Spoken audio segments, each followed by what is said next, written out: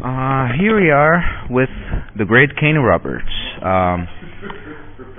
Please, Kane, what can you say about the early days of your career before joining the Alice Cooper band? Oh, I was just like any other band, you know. I was just we were playing in New York, strip clubs in New York, you know, and different clubs that had you know, a rock night, whatever, just to keep the creative juices flowing. We weren't necessarily doing it for money. If I wanted to make money, I had to do other things. Like I used to deal cards in this illegal blackjack game in Manhattan. They'd rent a hotel room every weekend.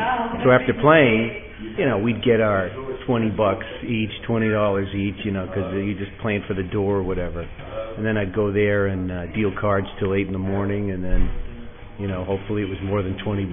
But you know, we would do originals and covers and stuff like that. You know, it's just the average kid trying to become a star, a big rock star, and you know, do what you like. Very early, I knew how much I loved music. I mean, I was just such a little kid, so yeah. I mean, I had no choice. I had to do it. So yeah. Okay. And how was it joining the Alice Cooper band and making the 2 albums and touring with them?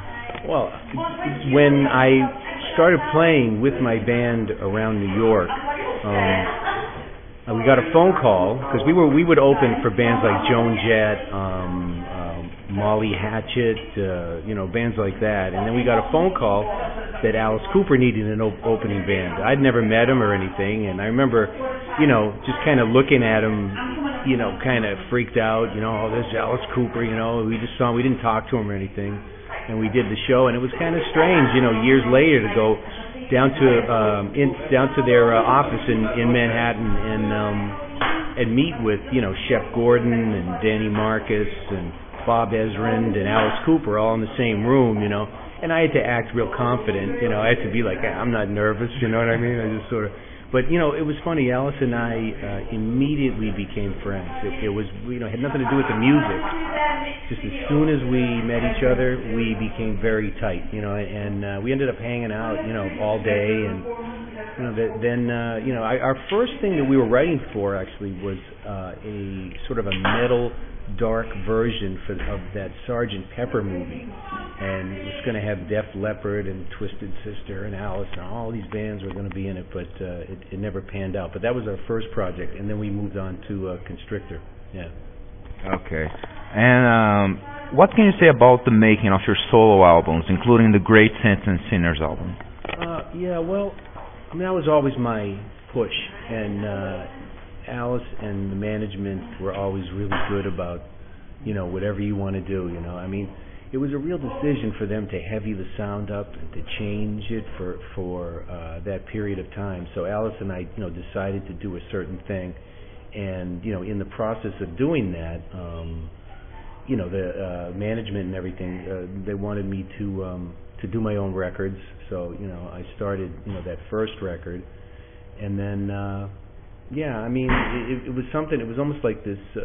My main focus, it was always my own career, but at that point, everything was focused on Alice. But they let me sort of branch off and do other stuff, you know. And they're totally, you know, supportive that way.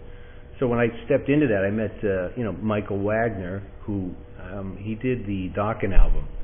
That was a great sounding record, and I decided to work with him, and I brought some of the guys from New York to come in and record it and stuff. So yeah, it was a good experience. I was really happy at the time with the first record. My preference, if I was going to have one, would be some of the stuff on Saints and Sinners. But there's things off of each album that I think are really, really kind of special.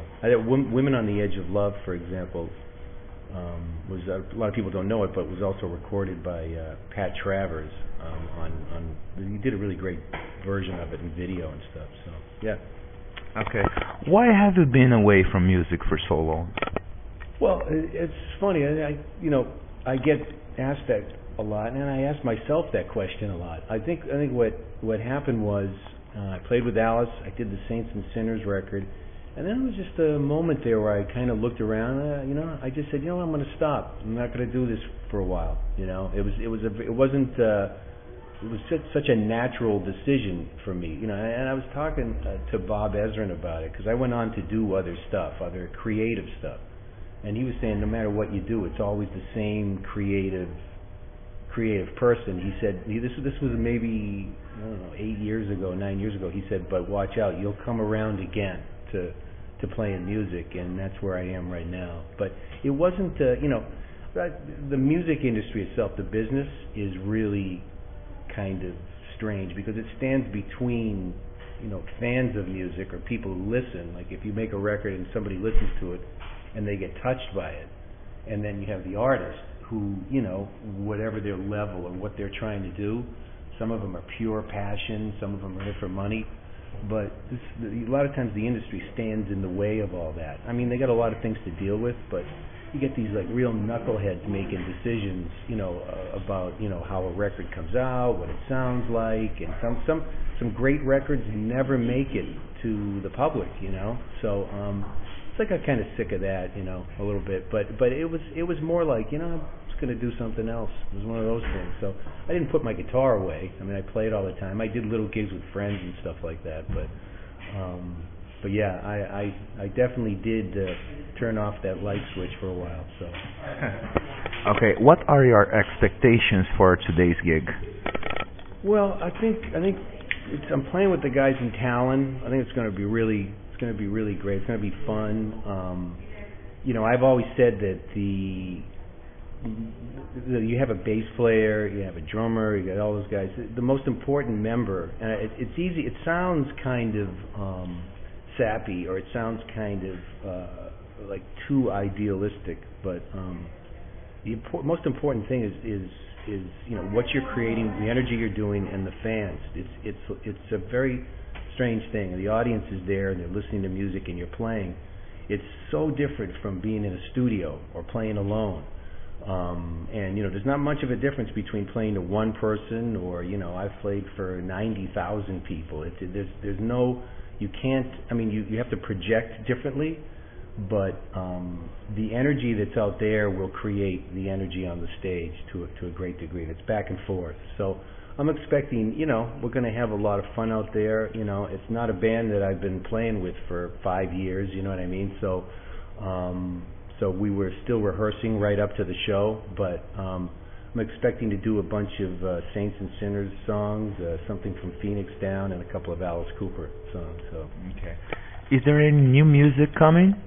Yeah, I have a bunch of stuff recorded. I mean, I've been doing it over the years. I probably have maybe 20 songs that are in different stages of being done.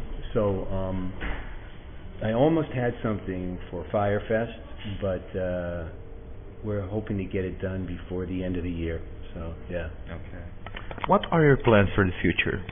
Well, it's funny. Like when it comes to releasing music, it's a different deal today. It's not the same. And when I was a kid, you would run into a guy from a record company that was going to the worst clubs all the time. Like he'd go into some little club in a bad part of the city, or he'd be getting tapes all the time. He's really hungry to find something that he thought was important to music. Well, those guys still exist, but today the industry, they don't really know how to handle the change in technology, and it's happened through history.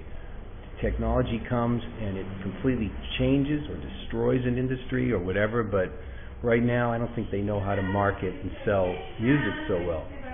So what my intention is, I kind of feel like the places like this, these are the music stores. In other words, you do a show and that's the store. To fight to try to get product on a shelf at some record store, CD store, they're all kind of dying because nobody really knew how to handle this whole technological thing. So what I'm trying to do is concentrate on the music and also search for a company that has a good business model that would know how to deal with the future and now. There's a Japanese company I was just talking to, and they were saying the same thing. They said, we no longer make CDs for stores.